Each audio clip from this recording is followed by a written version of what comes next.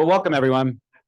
So I'm Andy Herskowitz. I'm the relatively new executive director of ODI right here in Washington, D.C. For those of you who aren't familiar with ODI, it's been one of the world's leading global affairs think tanks going back to the 1960s in the UK. We have over 200 staff globally and probably a few hundred more of fellows who we reach out to globally as well to work with us on issues, and made a decision to open up an office right here in Washington. So we've had a fantastic day of events already today, and we have a few more events. We hope some of you will stick around for that. But this session is something that I'm particularly excited about. And I want to thank Global Affairs Canada for sponsoring this event with us. I'd like to recognize Cam Doe, who is with Global Affairs Canada, and also Genevieve Brown, and we generated this idea of holding this session.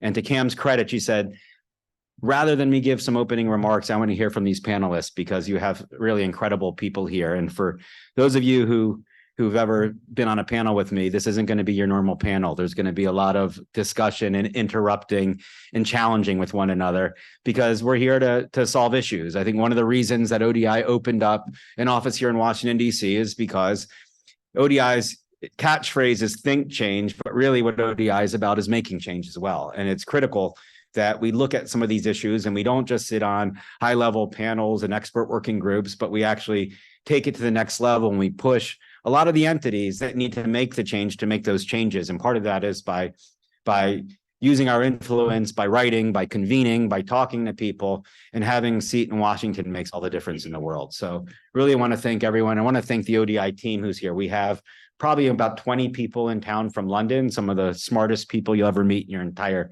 life right now who work in the development and global affairs space and who are involved in a lot of these expert working groups as well. This particular session, the way I'm going to describe it, is focusing on the hard stuff. I mean, if I had to say it, it's how to reach the underserved borrowers. We hear a lot about how are we going to increase the amount of capital available to the multilateral development banks? How are we going to push DFIs, development finance institutions, to do more? There's a lot of sessions. There are workshops. There are conferences on financing fragility. There are conferences on financing women, conferences on how are we going to reach indigenous groups. What about the least developed countries? We're hearing from voices from all over the world, particularly from the global south, that the development finance architecture, as it was designed at Bretton Woods and subsequently, isn't working for them. Yesterday, I was at an event with the Prime Minister of Barbados, Mia Mottley, and she had some choice quotes, and I didn't write down all of them. Some of them are very critical of the United States. But let me say this. She said, our countries cannot develop on 15-year money with variable interest rates. She said, we need oxygen, finance is oxygen, whether for climate or for the SDGs. Why can't countries just pay low interest rates up front rather than everyone paying lawyers millions of dollars to renegotiate deals later? You know, people need access to money that makes sense so they can borrow, so they can borrow in order to be able to repay. I heard at a panel yesterday from Margaret Kulo from the US Treasury, who emphasized a point you'll often hear from us, that it's not about how much money you're committing or dispersing. If you're an MDB or if you're a DFI, it's about what you're achieving.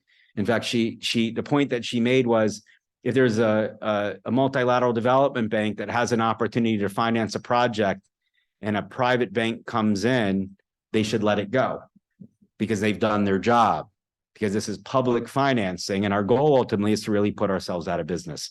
So this panel brings together people who I've known, some I've known for a long time, and we've had a lot of conversations, sometimes heated conversations about what works and what doesn't work. To some people, the title didn't really make sense. So we grouped together a lot of things. I think a lot of people don't distinguish between the public lending for sovereign lending and private lending, but it's a lot of the same issues that we deal with here. And I've classified underserved borrowers, and I'm open to discussion about better ways to describe this, or underserved groups of, you know, those who are living in underserved areas, the least developed countries, the low income countries who often don't see as many deals. Vulnerable areas of countries, you know, fragility. Then you've got a group of people, women, and we've seen a lot of movement to try to do more to finance women. You've seen the initiatives that focus on women's economic empowerment, like the 2X initiative. Underserved people like the LGBTQ community, indigenous people with disabilities, Afro descendants in Latin America, religious minorities, former combatants, youth, elderly, all of these groups who often struggle to get access to financing. And then you've got these underserved classes of borrowers is what I've described them as. But again, I'm open to different ways.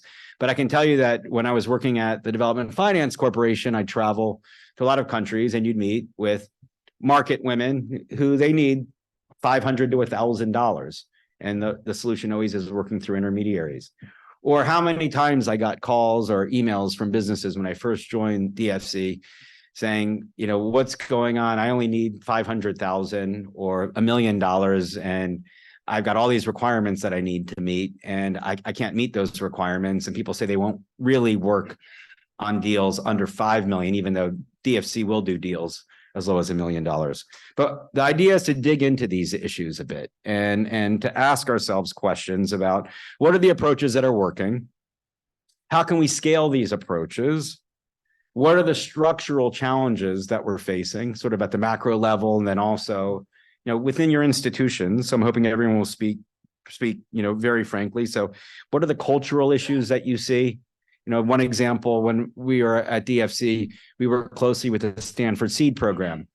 And one of my colleagues met with a lot of the entrepreneurs who said, I own, you know, it in a country, and said, I own a house and the local bank wouldn't lend me land because my house isn't in the right neighborhood. Another said, I'm not from the right ethnic group, so they wouldn't lend to me. So we want to have open discussions about what these issues are and what can be done about it. And then most importantly, who are the stakeholders that we need to convince to make the changes? Because I know it's not just the institutions themselves. It's often external stakeholders. It's the shareholders. For the US, it's the US Congress.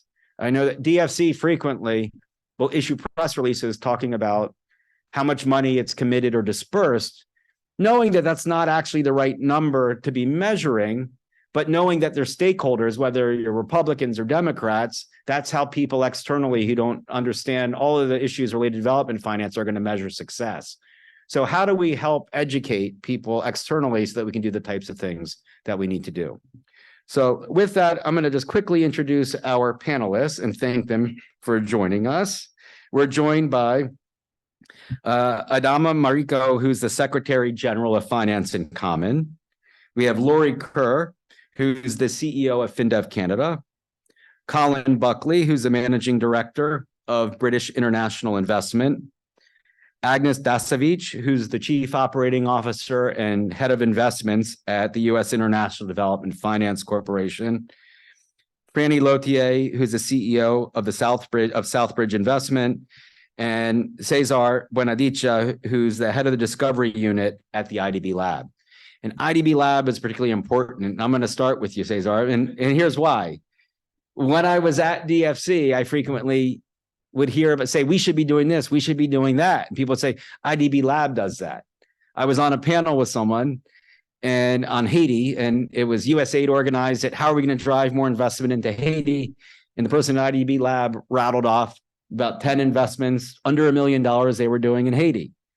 And then I heard about a company that had approached us about financing, a tech company. And next thing I know, I read about it that IDB Lab's financing them. So I guess my question to you is what, you know, IDB Lab has been some of the most forward-leaning financing institutions making these types of investments. You know, can you talk about the approaches that IDB Lab takes to facilitate these investments? Thank you very much, Andrew. Thank you very much. Great to be here. Great. It's better to talk with the microphone, yeah. So thank you. It's an honor to be here. Maybe as IDB Lab and my unit, which is a discovery unit, no? This is not a normal title that you hear in these conferences. What I'm not going to talk about money or, you know, numbers so much. I'm going to talk about innovation in finance, which is very much needed, no? And I want to say like three things, quick ones. No, the first one is the need of technology, and we all know that, no? In Latin America, there are 2,500 fintechs, which are new players in Latin America. We would assume that things are so much better in terms of the underserved population. It's not. And there is also this ethical dilemma, no? So the other day, we approved an operation with a fintech, no? Because the whole thing about providing financial inclusion is about asymmetry of information, no? So what they do right now, the fintechs, is they get into your phone, they look at your apps, and then they do the credit scoring, no? I don't know if we agree with that or not, but that is a very important question that we need to start asking, no? Does the end justify the means? Do we agree that the use of data and algorithms for the underserved population should be the mean, the goal, something that we disregard because it's more important to serve those populations? We have some questions, and we have a program around responsible artificial intelligence, and I think this is going to be an increasingly important question because it's not just about serving underserved population, it's about doing it the right way, no? Maybe a second thing I want to discuss, and this is innovation, is You're taking on technology risk also, which a lot of the DFIs won't take on technology risk. Is that fair statement? Yeah, but the question is how we understand technology, how we rate technology, how we understand the algorithms, no? And we come with a fintech, and they tell us, we can reach underserved population, but we need to have access to the phone of the people and look at the apps they have, because that gives us a very much better credit scoring, no? What do we say? Yes, no, maybe?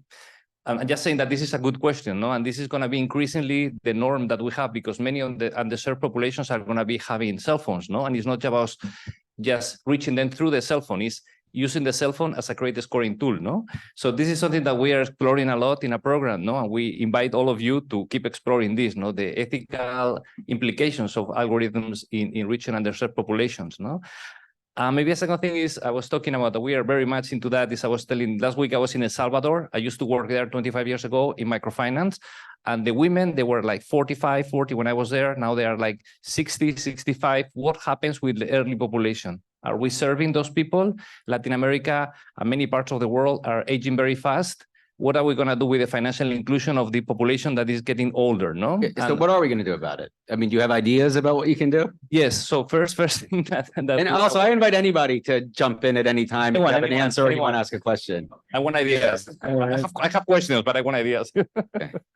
All right, we can get back to that. So Agnes, so not everybody knows this, but before you were at DFC, you were at CEF, which did a lot of impact investing and worked in more challenging environments. So what are some of the tools that you thought worked to best reach these underserved borrowers, and how's that experience informed your approach to underserved borrowers at DFC?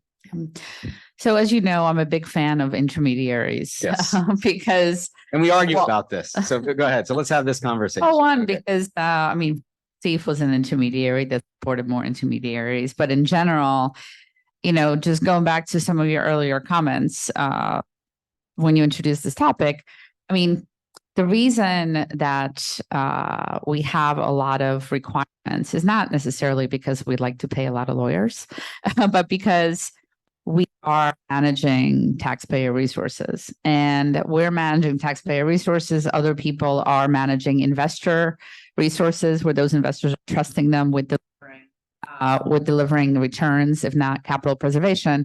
So you kind of have to balance that with how do you actually then make investments into the most vulnerable populations where the greatest need is.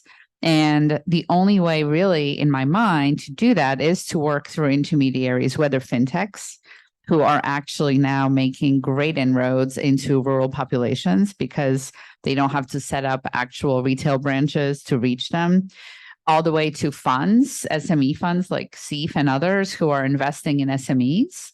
But also, banks play an important role, especially as they go digital as well. So I feel like there is an entire ecosystem that needs to be supported as opposed to kind of one solution, because I think it just really depends on the population, the country, the type of capital they're looking for. They're looking for trade capital, or they're looking for working capital, or they're looking for long-term investment because they actually want to invest in something where they'll be manufacturing something small.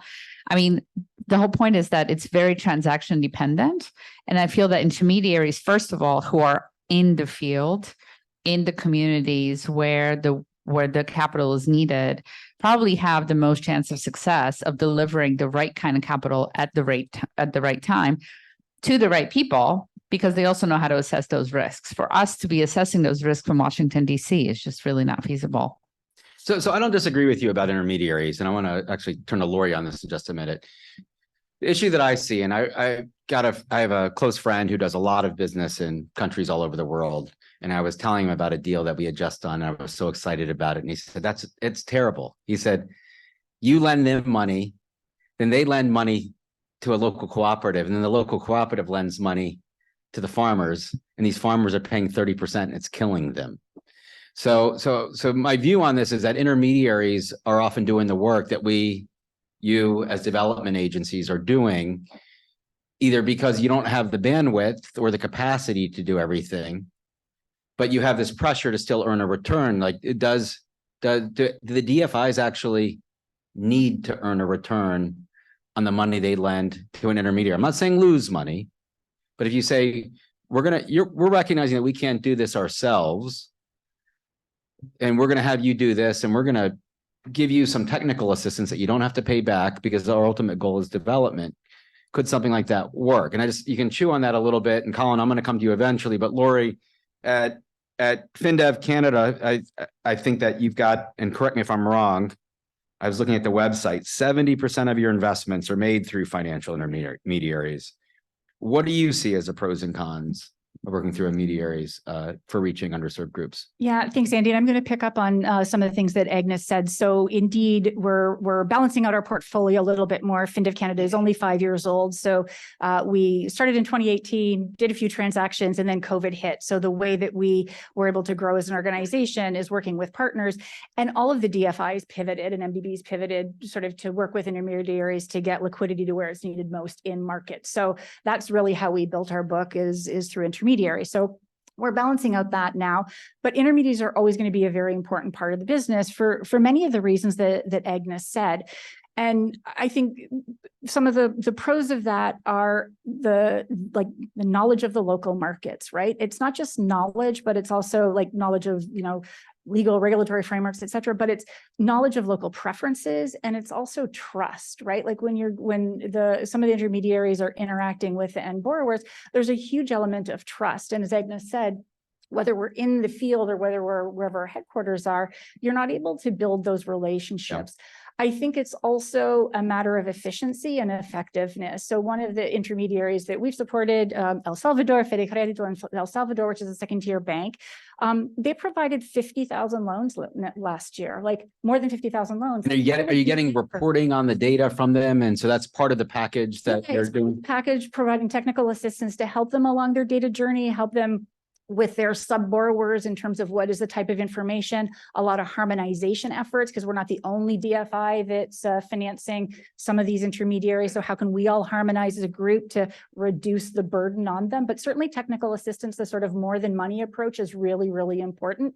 But I don't think it's just a matter that some of the DFIs are structured in a way that we have to preserve our capital, and we can get into that in a second. But I think we shouldn't lose sight of the fact that those local relationships are really, really important. They're going to have the capillarity that we would never have, and able to do the 50,000 loans that we don't do 50,000 loans in a year anyways, but they can do that. So I think that that's really, really important. And so you're also building that second, there's sort of a double positive whammy, right? Not only are the sub borrowers getting better products, sort of their needs tended to, but then you're also building that layer of the economy of the intermediation, right? So if we did all of this from headquarters, what are we contributing? We might be contributing money, but we're actually not building that local ecosystem, which is really, really important. No, I absolutely agree that you need to build that local economy, and you don't want to distort the local market either, which goes back to the original point that Margaret made. Like, all of your jobs are really to put yourselves out of business ultimately. Well, not Franny, not Franny. Yeah. But I mean, that really is what the important, go ahead, Agnes. Because this is a really important point. And this is why I think technical assistance is needed in a lot of circumstances, but it's not so much about that we need to preserve our capital. It's about the fact that doesn't have to, you're like uniquely positioned globally. Right. But what I'm saying is it's important in order for those capital markets to develop, and in order for all of those borrowers, beneficiaries, whatever you want to call them, to actually become part of that system, they need to have repayment. Mm-hmm. So I think just giving grants and technical assistance without the actual tools to help people borrow money or take on investments and pay them back to show that they can, will never really open up those capital markets beyond the DFIs. Your point is that if you give a repayable grant to a local financial institution, that's not going to help them nearly as much if they get a low interest loan. Yeah. from I mean, you. I've worked with SMEs who said that they have a hard time raising money from private investors because they received grants in the past and they're seen great as point. grant recipients, right? So I think we have to be careful about that. Franny, do you want to weigh in on this from the other side also as an investor? Yeah, I was listening to you saying I should work myself out of a job. No, not you. No, but the other way around. When I left, I worked in MDBs all my life, and then I decided to go and work fully in the private sector and take risk in asset management and investing. And I said, I know the DFI, so I'm going to go to them and say, here's a great idea. I need financing. Of course, zero came through that process. And I ended up having to put my own retirement funds in order to prove that you can actually do it. So what did we do? Very simply, how do you reach the underserved? We looked at the really tiny companies who make up 90% of the African economy. Say, how can you go to them directly with funding so that you don't have to go through big structures, the banks and so on. And of course, the digital platforms provide that opportunity, but we didn't want to use the data on the digital devices in order to do that. So we found a very great scientist who came up with a psychometric testing model, where you have them play the game on their device. It doesn't have to be a smartphone. And after 5 questions, you know what kind of credit history that person would generate, and you issue their first loan. And it's a very small, low interest. Did you tell loan. them that why they were playing the game? That they were going. They know they're playing the game in order to get a loan, Okay. and they do know that the way they answer the questions will impact whether they're approved or not. So that is completely disclosed. And the games are very simple, like, you put wood on a fire, you boil the water, but it can't boil over and it can't dry. So how do you strategize around that? And that gives you a lot of psychological information about the kind of borrower they would be, or saver. And through that, we were able to test, and the first credit is a risk because you don't know, right? You're relying on psychometric tests. But then the repayment history gives them the credit history that you need, and then you can scale up the loans. So with this, we could go directly to the smallest borrower, $100, maximum $10,000. And we now have issued over 80,000 loans, created more than 10,000 jobs, supported more than 6,000 unique companies, and it's growing. But I had to use my own retirement funds to put my future retirement at risk to do that. But now it's working, and you go to DFIs, and the first DFI said, I love this, but I can't give you a loan. I can give you a grant, and you can't give me the money back, but you can use it to invest. So he said, okay, we can do that. So we're investing the grant, and the returns from that are then recycled and invested again. And that DFI just wants the impact, how many jobs, how many unique companies supported, and so on. But it was very difficult to get a loan. Then we said, okay, now let's apply to something else. You can do it for reforestation, maybe e-mobility. And guess who complained? The IFC, saying, well, you are competing with us. I said, but that's the whole point. Right. If we are competing with you, you should move out of the space. Exactly. Because it proves that the private sector can do it. So I think the DFIs have a bit of a challenge. They come in too late when everything is de-risked. Yeah.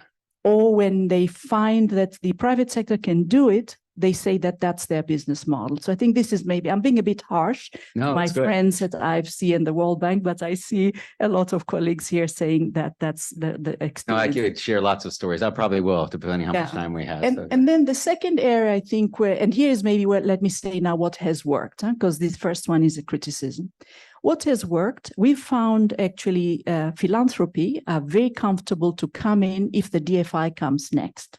And we have 3 philanthropists who are able to give us startup capital. So they pay up 2 years of management fees, which you use to structure the vehicle, to develop the pipeline, to build capacity where you need it for impact tracking and so on. And then sometimes they can come in with a first loss piece or some other support for the early years. But then after that, you actually generate returns and you no longer need to go there again. And then the last one, which we innovated particularly at Southbridge Investments, which is what we call a give once model. Because if you take a typical DFI with grant money, every dollar given in grant is a dollar for return. What we've managed to do is to structure it in a way that a portion of that dollar, let's say 5 cents, goes towards de-risking capital raised in the markets. So you have already the market test because those funds have to be paid back with a return. But it allows the 95 cents to then go towards a traditional technical assistance, pipeline development, and so on. And this way, the 5 cents you take only once from each dollar. You never need to go back again because you can recycle that. And so it's like a repayable grant, but it's not repaid to the donor. It's repaid to the community that you're trying to impact. And with this, we can go to the very difficult to reach areas for energy access like Niger, Burkina Faso, and so on. You can go to the smallest individual company with small little needs like $100. We aggregate micro assets based on that. And then finally, you can take risk in areas that have very long-term returns, for instance, carbon markets, because nobody will take a risk in a market that hasn't fully developed from the private sector.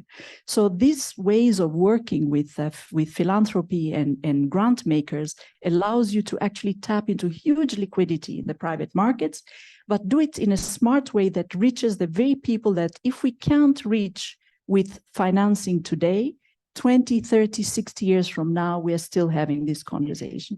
So we decided just, I just said, I'll put my retirement. Oh, that's great. Look, so one of the reasons I really wanted Agnes on this, because she and I will have these discussions again and again. And I like what she said. I'm not completely sold on it. I was sold on it when you said it, but then I've been thinking about it. I've been sitting here also. So this is what I want to have these conversations about. Because look, the reality is, if you ask a bank, do you want a grant or do you want, or a few $1 million a loan? Who's going to say, oh no, I really want that loan? So I'm sorry, but they would rather get it. And I'm not talking about giving them a grant that's not repayable. I'm talking about giving them a low interest loan or an at cost loan, and that's what I'm really. But that's still a loan. Yeah, it's a loan. I'm never talking about I am talking about giving grants for technical assistance and things like that. That's fine. No one. A repayable grant is just a 0% loan. Yeah, I think there's too many repayable grants. Like that's what I'm saying. It's just a 0% loan. Right. Totally. We're on the same page. But I was going to turn to Adama on this because you work with the public development banks and represent. How many of them are going to complain about a grant or a zero cost loan from a larger agency? Because I say that we all are working, or the DFI should be working to put themselves out of business. Franny should not be working to put herself out of business. You should have a longer timeline because you're working with the public development banks and national development banks. And eventually they should be taking over as the next stage. And we shouldn't need regional development banks and international development banks and bilateral development banks, because if we do, we talk about localization all the time in the aid world, but really this is aid. It's just aid in the form of financing. So isn't true localization strengthening the local institutions? What perspectives can you offer based on what you've heard from people so far? Yeah, thank you very much. I'll come on the loan and grant afterwards. But first of all, just to give the scope of what we call public development banks, actually, because often we see this, GFI activity, looking at banks that have international activity, obviously. But that's just only 10% of the banks that exist in the world, public development banks, I mean. We have counted so far through research that we have 530 public development banks in the world. And even in US, you have some, there's DFC, obviously, but actually in the national area also. But 90% of those banks work on their country for their only shareholder, which is the country itself. I work for AFD, the French Development Agency. In France, you have Caisse des Dépôts, which is the oldest development bank in the world, more than 200 years. But if you look at in other countries, and I have discovered it recently, in Ethiopia, they have a bank that is more than 100 years, actually. And that's something we see going and going. After 2008, you have the existing amount of banks in the world, 20% of them was created after the 2008 crisis.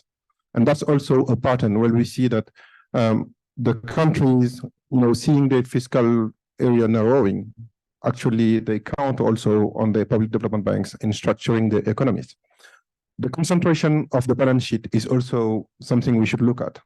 If you take the G20 countries, they concentrate the 80% of the total asset of those public development banks in the world. That means also the contribution those banks had in their national economy, first of all, but also the contribution they had on what is the economy today. I mean, the carbonation issue should be also looked at in these G20 countries. If you take Africa, for example, you count 20% of the banks are there, but they only count for 1% of the total balance sheet.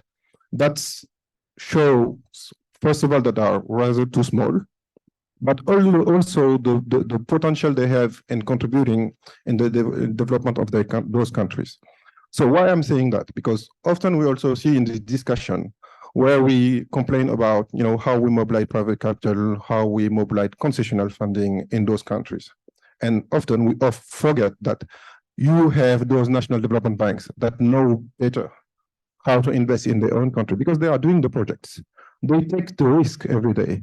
So is it a question of more money or, having the right flows and having more quality money, actually? Because every year we are talking about 2.5 trillion of, combined commitment every year those banks are bringing in No, the what you're saying, Yeah. like, this is music to my ears because everyone I feel like is always asking, we need more money. We need more money. Yeah. You walk around everywhere this week and all you hear is, we're going to need however many trillions of dollars to solve the climate crisis. The money's not there. It's not going to be there politically. It's not there. It's about spending the money differently. Exactly. I mean, just it's a question of mandate as well, because at some point, those development banks, some of them are doing, good job in their countries. And I can name some examples where the mandate from the state is rather, pretty clear. So you will focus on helping decarbonating in Rwanda, for example. We have seen it with the National Development Bank of Rwanda. But at some point, if you just take a mandate focusing at the global level on saying, okay, let's try to put 20% of all the commitments we bring every year on financing climate, it's 500 billion. And we are talking about, solving this 100 billion issue. So, okay, there is probably some additional stuff because they don't have all the same size. But that's my point. Helping those national development bank in preparing the projects in their country, helping them by, moving these concessional funds where they can also have access. I think it is a way to fund the unfundable and get the projects done. And if we want to incentivize the private sector as well, at some point we should just stop preparing projects from Paris, Brussels, Washington, etc., etc. At some point, that's where I agree also on intermediaries. But which intermediary you are taking, and I can just mention one example on and it sounds a lot with what Fanny was mentioning on helping, the small entrepreneurs. There is this project. Actually, it was in Senegal, where the government, was, a bit upset on why the banks don't finance the small and the youth and the ladies that are in the markets, etc., etc. At some point, they put their the government budget on the table, took a loan, founded their own development bank, which was not a bank actually, it was a government agency, and they were putting a loan in the market directly. Somehow, sometime by helping the private banks, de-risking them, saying, okay, we'll put the guarantee, and sometimes just by putting direct money throughout the market and with day-to-day loans, they went from 17%, like 13% a day to 3%. And banks were complaining at first, and then they put their own balance sheet on mobilizing the government money and expending it. So this is the most common criticism of all the things that I write here about from people is well, what about additionality? You're going to spook the local market. I would hear the same thing when I was at DFC, and there was one transaction. Oh, it's a question of incentive. I mean, if Well, you don't, if the money's not going there at all, and you have to remember why you're doing the loans in the first place. So there was a deal that had to do with giving people mortgages, oh, sure. and risk was getting passed on to the borrowers. Said, well, why are we doing this deal? The reason you're doing the deal is you're helping these women get access to mortgages, so that they then now have collateral, and then they repay it. And then people can say, hey, they've got a credit history and they've got collateral, and now they can go to the local bank and get a loan at a lower rate, right? So that makes, and then the response is, well, you're going to distort the local market. And my response was, I can ask this to anybody in this room.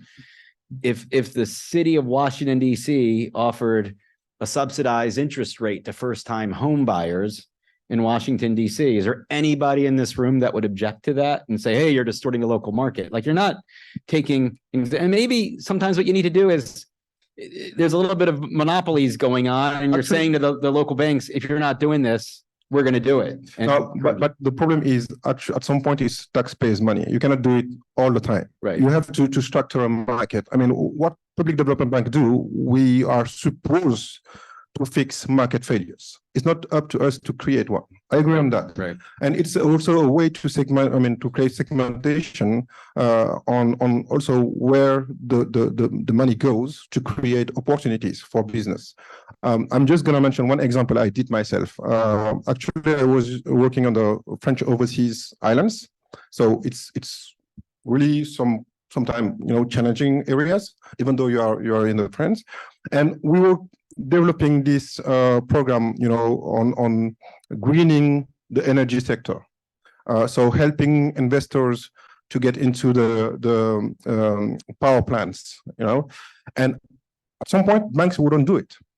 So you had the development bank, investing with private investors.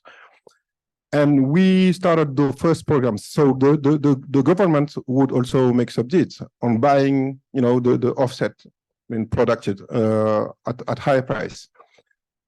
When we run like 3 to 4 years and people see this business model was working, private banks come in and buy us out. I mean, we will structure on all our deals. Yeah. I mean, I was happy because at some point you created the incentive for the market. That's what IDB is doing to some degree right now, also trying to, they're more aggressively saying we're going to get out of transactions at some point. Colin, I'm turning to you next after. Hey, go ahead. No, go ahead. Yeah, sure. No, we're trying to do that. Yeah, because we want to get out of the game. No, we want to get into these things. One thing we talking about what you're saying and the goal is we work a lot with gig economy workers, no? And let's say that finance is not just the goal, it's also a mean to bring other services, no? So how can we use finance, like you said about mortgages, to bring services of insurance, of health, of pension, no? Is this a way of seeing finance not just as the only way we want to achieve, the only KPI, but really bringing other things to the table? Sorry, I'm bringing questions only, not answers, no? But this is a way of us to face. Well, we're going to get to the part of the solutions. So I'm going to ask you, because I think people are tired of hearing from me in my blogs, my list, like, here are 10 things we need to do. I'm going to ask you to come up with some of the things that we need to do. Yeah. And speaking of that, but all right, I'm going to, are you still going, or can I turn to Colin for a second?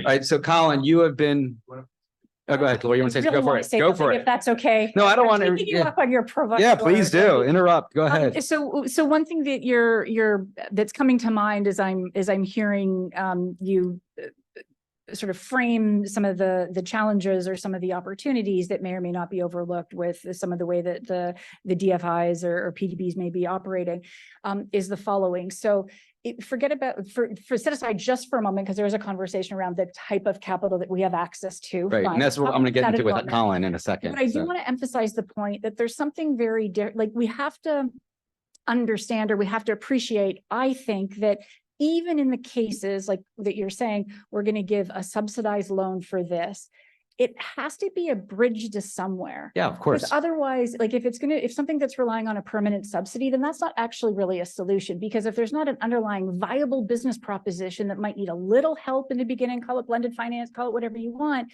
but it has to be a bridge to somewhere, because that's where the sustainability, not just green and climate, but that's where the sustainability of jobs are going to come, right? Mm-hmm. And if there's a business that's reliant on subsidies forever, that's not going to be a long-term source of stable jobs to provide income to support economic growth. So I like a lot of what you're saying in terms of having access to different types of capital, but be able to make those decisions. But we have to underpin that with, they have to be commercially informed, taking risk, but informed risk I'll take it a step decisions. further. So you're going to be surprised to hear me say this, but my view is that every loan that comes out of a DFI should be priced as high as possible to achieve the maximum amount of development impact. But the key is what's the development impact you're going to be achieving? It should be priced for the development impact and what that outcome is going to be. And part of the development impact is sustainability, right? Like you don't want to distort the market and make it so that they're always dependent on a subsidized, some sort of subsidy. If you come to the conclusion, this is going to be, we're not going to achieve long-term development impact here by giving this subsidized loan. There's no hope for this business. You shouldn't do it, right? So For that underpinning of the commercial absolutely. viability is. And Hans Peters here, from most of you know Hans Peter, he and I have these types of debates all the time. So I say these extreme things like, I want to give all this money away and destroy additionality. And he knows that I don't really believe that, but he keeps me honest on this stuff. So I agree with you 100%. And I invite you to speak and rebut at any point, Hans Peter, as well. Hans Peter is our deputy CEO in London. So, all right, Colin, over to you. You and I have had some heated discussions about this. Good ones, I thought. I think I've learned a lot from you. You've been an absolute leader on the Africa Resilience Investment Accelerated, ARIA. And I remember when you first came to me when I was at DFC, hey, will you guys support this effort to, work in fragile countries? And, we were able to sell it and I love where it's gone. But we've also had the discussion about and recognizing that DFC is different from every other DFI and that when DFC was created, suddenly there was no requirement. Like DFC doesn't borrow money from capital markets. It gets an appropriation from Congress every year. Just needs to be responsible with its money, right?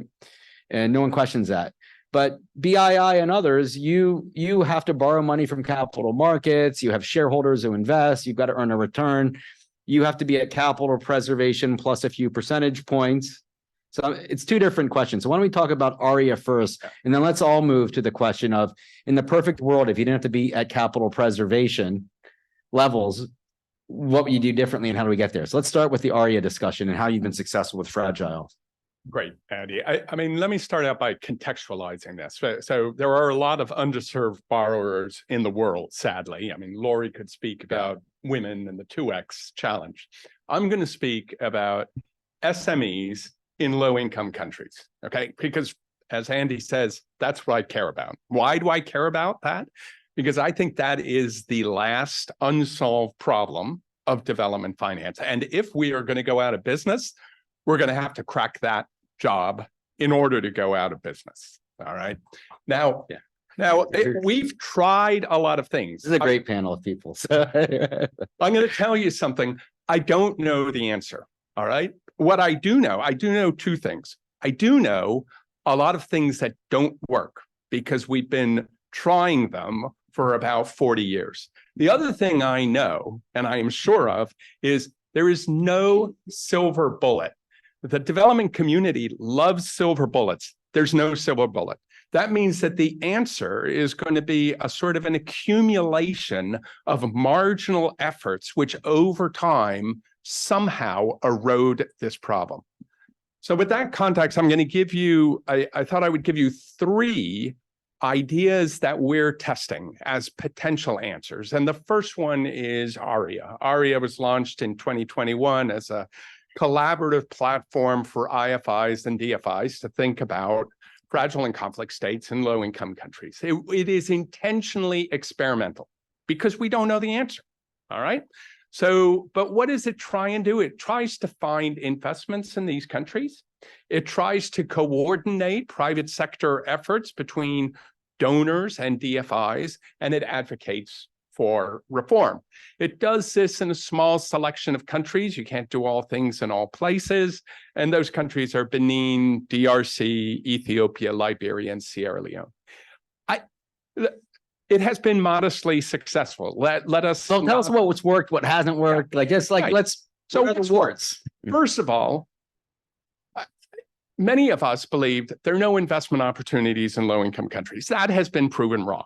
So ARIA has identified probably 100 potential investments just in those countries. 8 of them, I think, at the moment are deep in the process of being approved as investments by DFIs. There are investments there.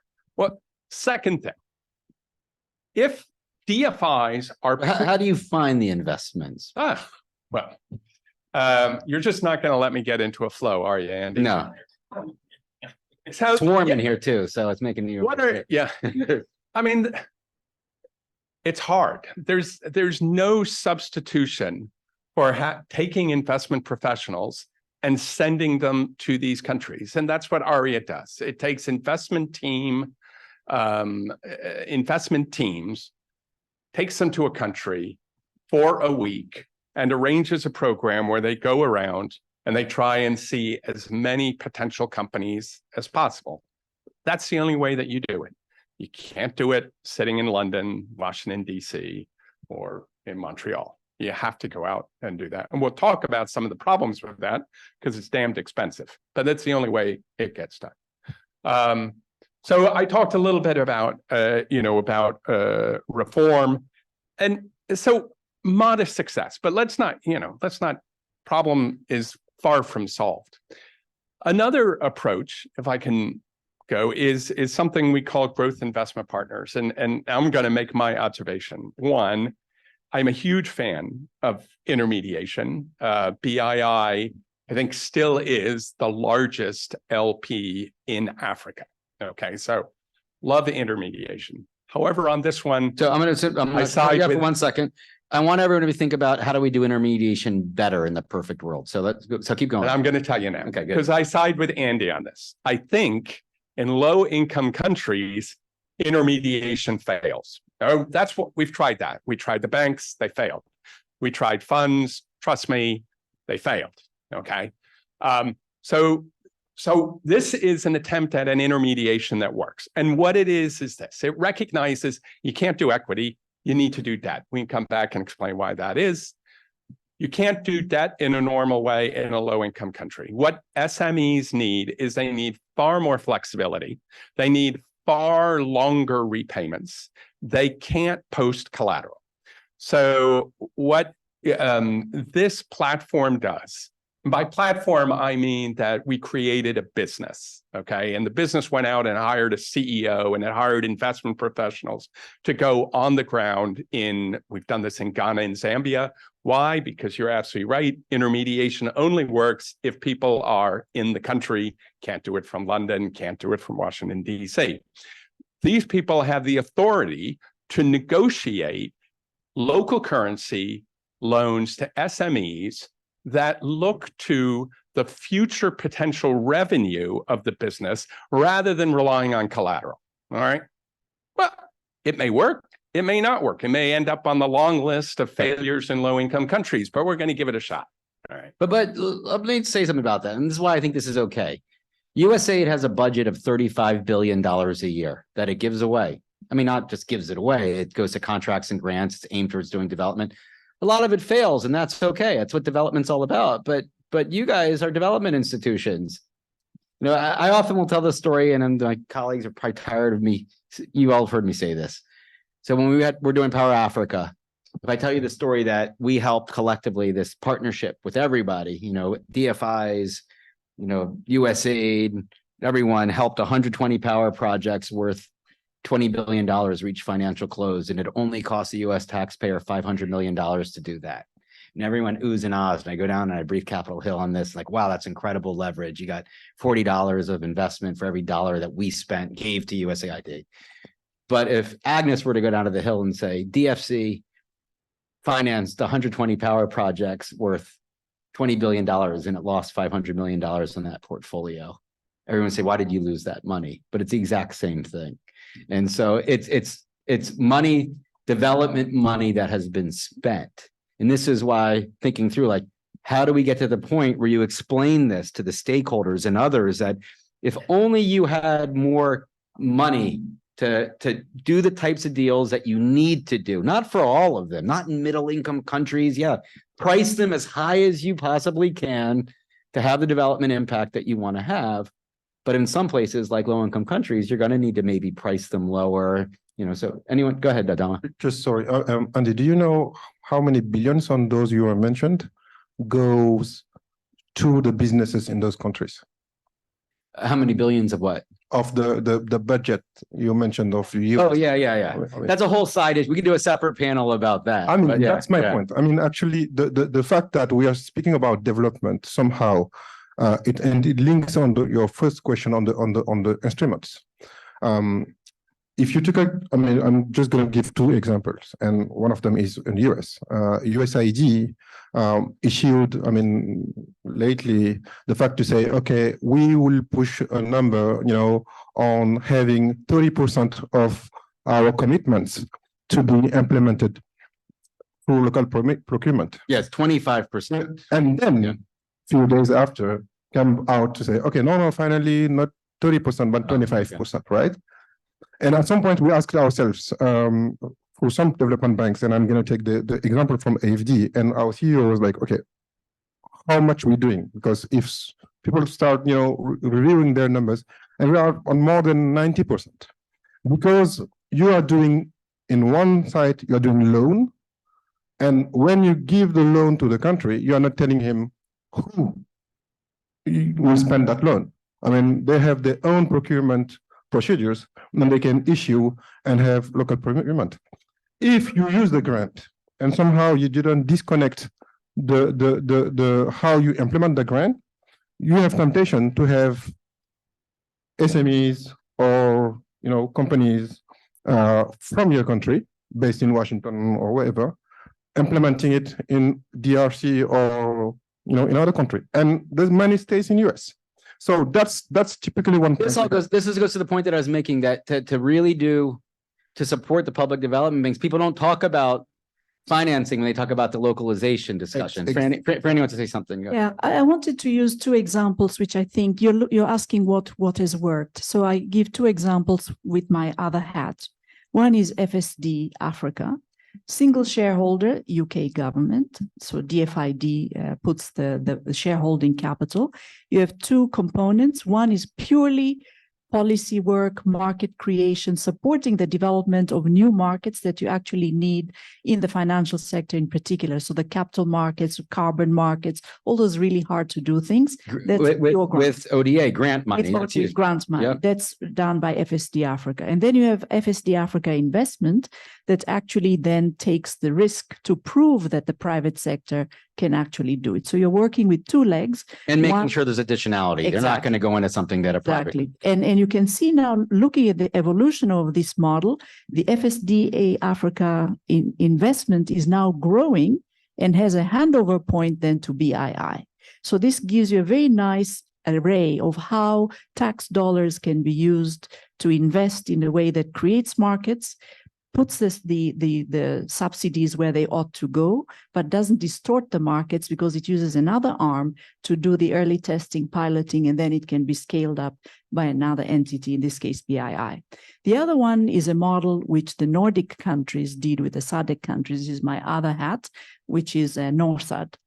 33 years ago, the Nordic countries came up, put capital hand in hand with the SADC countries to create a debt facility, to issue debt to commercial entities that otherwise could not find debt in the market. They put equity into that company. And then a few years ago, they got the company to now leverage by borrowing from commercial entities and then lending to the commercial entities, because you had that cushion of equity to sustain that. So it acted like an intermediary. Now, of course, that was going very well until the current very high interest rate environments and the currency risks Africa is facing and so on. So there are a bit of challenges with this model for that, from that point of view. But those DFIs have stuck there for 33 years with this model to prove that private debt actually works in Africa, in the SADC countries, which include countries like Zimbabwe, Zambia. This was equity 33 years ago that they put equity, and now the company is leveraging that equity by getting debt through the market. So Agnes, DFC, well, BII also, a bunch of you have equity authority. So is that something that it would, equity investments in some of these intermediaries, how would that, in your viewpoint, be different from low-cost loans or regular loans that you give? Do you have any thoughts about that? Was I mean, not equity just, better? yeah, or not just the guarantee? intermediaries, but the businesses as well, Well, right? no, but I mean, want to talk this about the is- intermediaries specifically, because in her case, you're talking about like banks. So Right. businesses, obviously equity, that's a separate discussion. I'm just curious. So For of any- course, I mean, equity provides you with a lot more flexibility, right? To really have products because it's longer term capital. So you can actually then you can leverage that, you can get more money, but also you can use equity to then deliver different kinds of products. There might be some sort of quasi debt and equity instruments, which so it does give you a lot of flexibility. I mean, we are actually looking into how to support local regional development institutions and banks with equity capital or equity like capital, because they all, what I think we haven't discussed here is a lot of these intermediaries, especially the local development banks, they really need tier 2 capital at this point, right? To shore up their own balance sheet. So I think this conversation becomes really important. How do you provide more equity like capital to those intermediaries so that they can do more?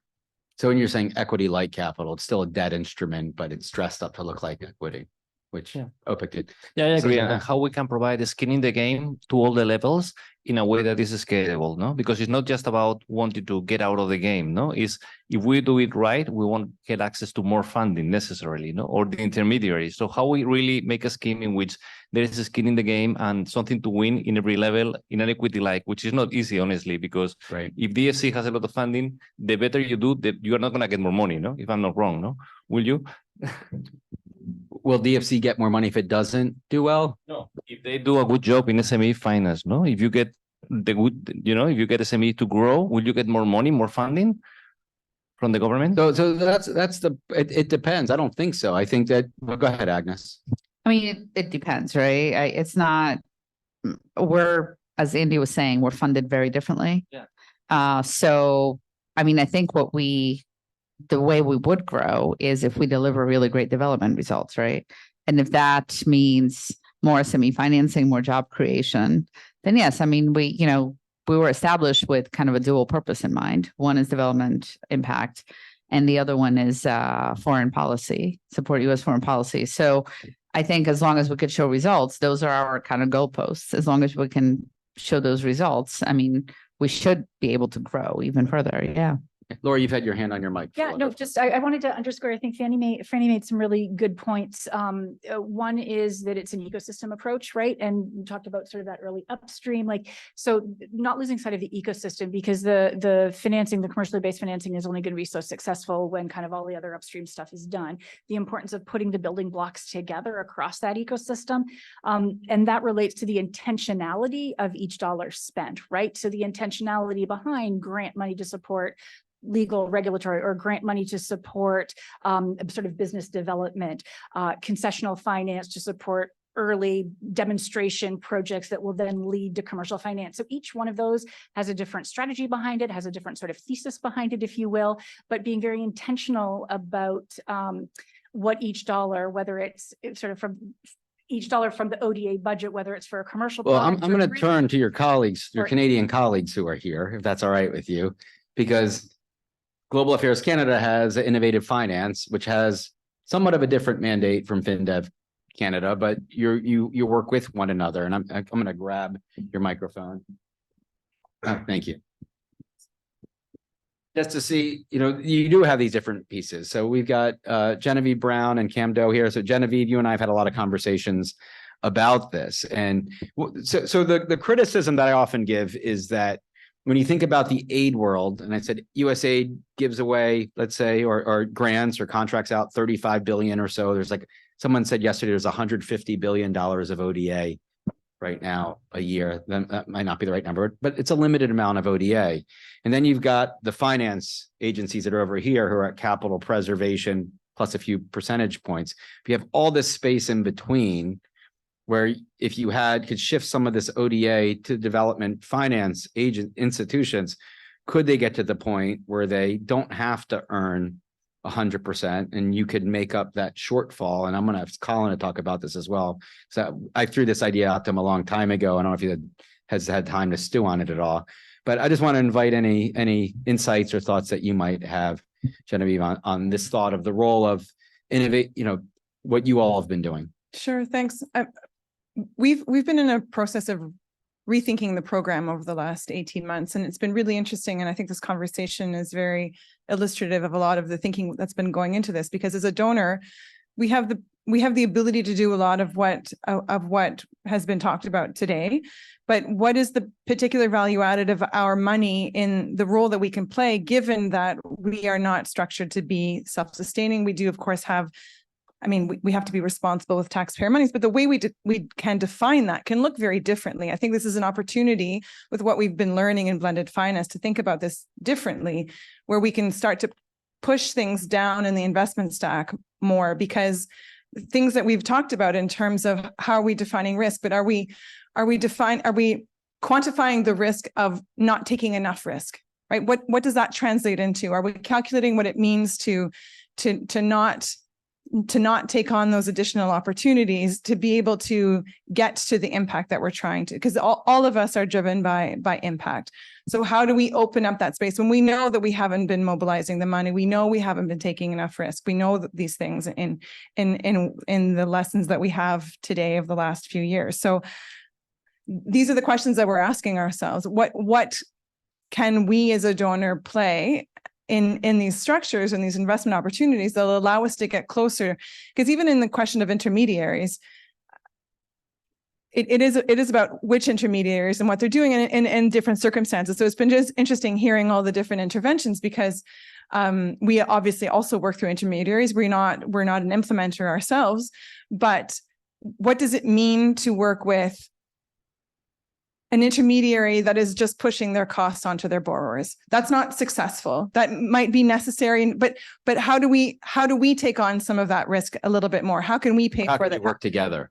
Yeah. Well, I'm going to ask this. I'm going to ask. And local currencies too, right, Andy? Yeah, we didn't even get into local currency No, financing. yeah. That's a whole separate issue, but that's something that I'm constantly going about. All right, so this is going to be for Colin and Lori, right? It's suddenly, I'd like to go give it to Colin. That's fine. So suddenly FCDO said, hey, Colin, we're going to give you an extra £500 million a year as ODA for BII to really make a difference. What are you going to do with that money? You can Why say it's you never ask going to me- happen, but No. That's I haven't answered that, but ask me the first question. Okay. Which is, what if you said that we only had to return 90%? Yeah. What would you do? Because I think we'd have this conversation Of many course. times, but I think it's worth explaining why this is a clever question, which Andy has made. Here's the first. It comes from the following recognition that if you look at a chart of return, you have a huge number of institutions clustered between 102% return on capital and 120% return on capital. And in that relatively small band, you have everything from BlackRock and Goldman Sachs to impact investors, the IFC, and all of us up here. And that's a really narrow band. At the bottom, you have grants, which lose 100% of their capital. And in between, you have an enormous vacuum.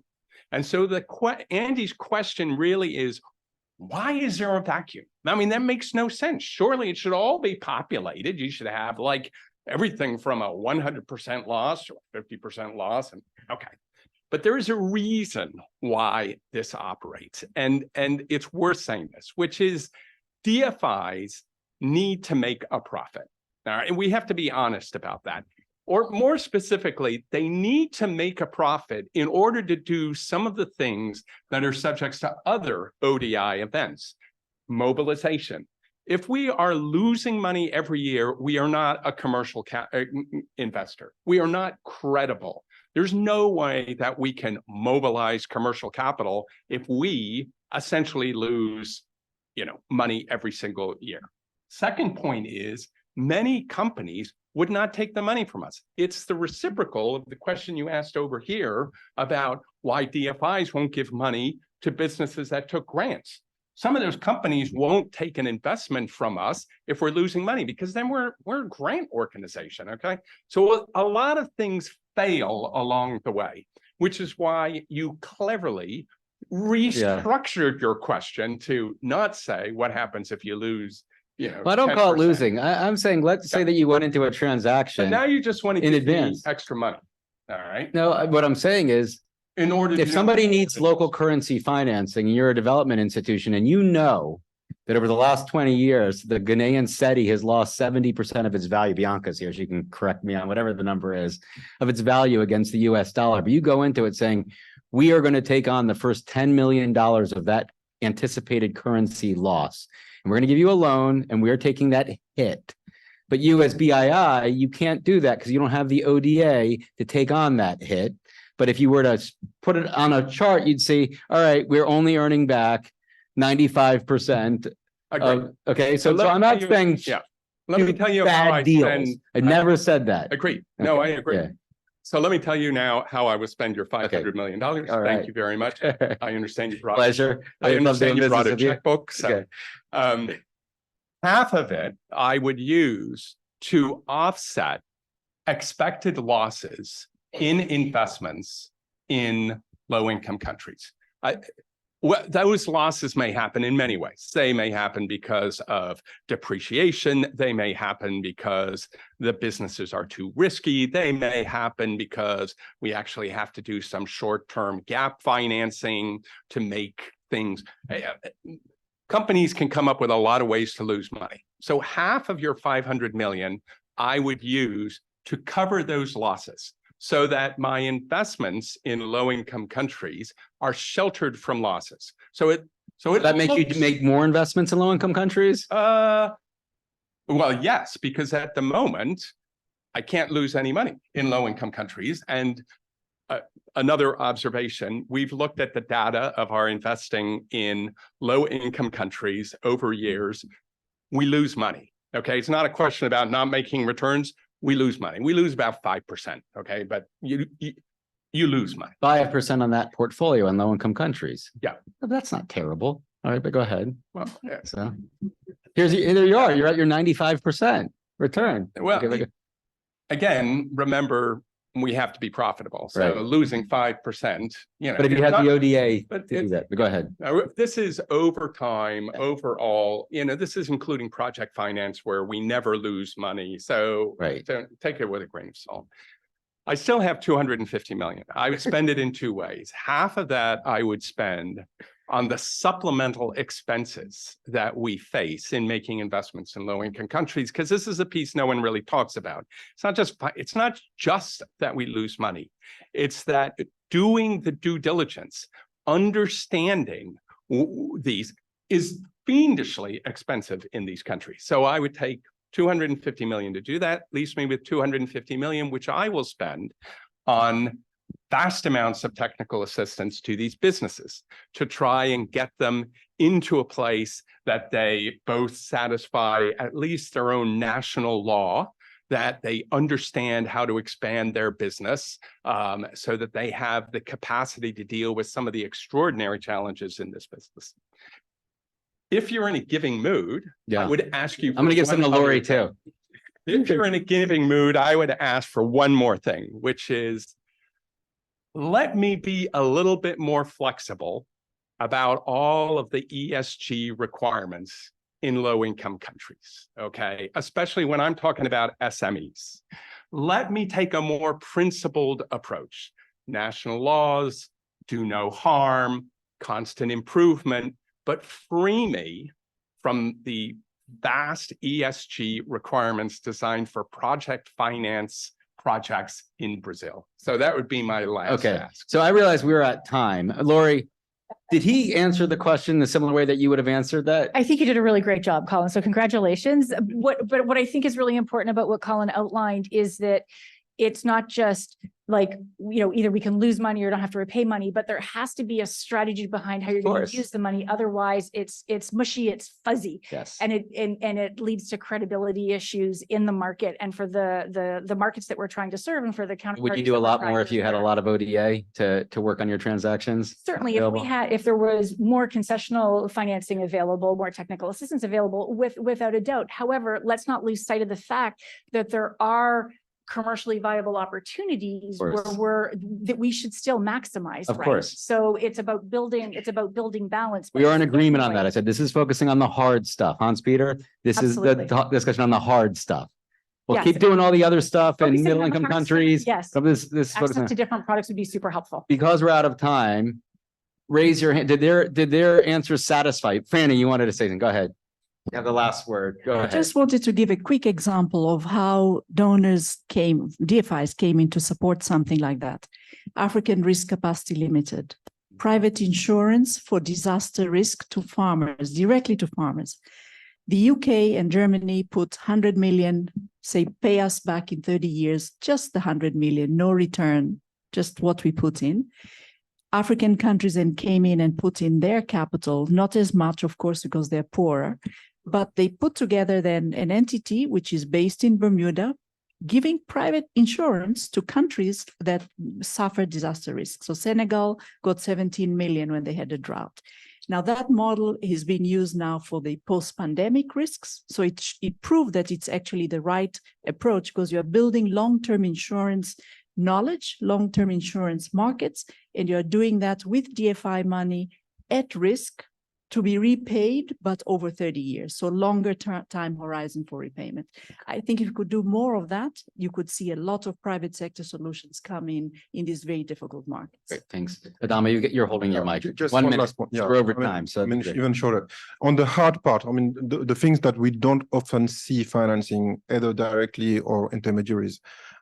Somehow, I think we should also put ourselves as intermediaries. And I've seen lately a big push on financing, culture, sport, food development projects, right? So if you have these big,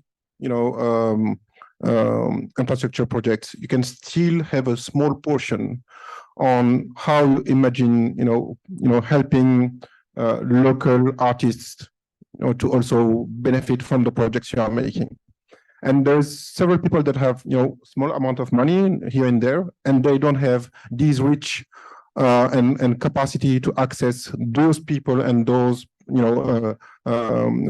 populations on the ground. So that's where, as DFIs, we should also think of when we structure our project to have a component on sport and development. And even FIFA, lately, they have 1 billion,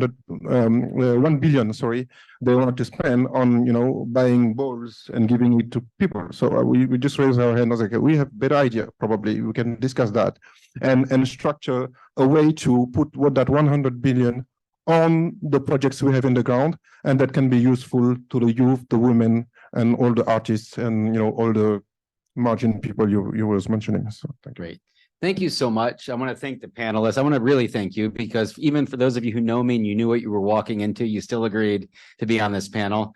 And it was just a great discussion. I hope everyone felt like you were sitting in the room. I wish we had more time to take questions from the floor, but sitting in the room and having some of the really difficult discussions that we all have with one another, because you have a panel of people who genuinely care about trying to solve these issues and are always trying to think outside of the box, reflect honestly about what's working, what's not working, and just know that this is an ongoing conversation. It's something that ODI cares deeply about. So this just gives you a little glimpse into the issues that we need to tackle. And we hope that we as ODI will continue to provide opportunities for you all to participate in these types of discussions and to really put the ideas out there about how we could do what all of us set out to do when we took the jobs that we took, was really to try to figure out how to help the countries and the people who really need financing the most. So thank you.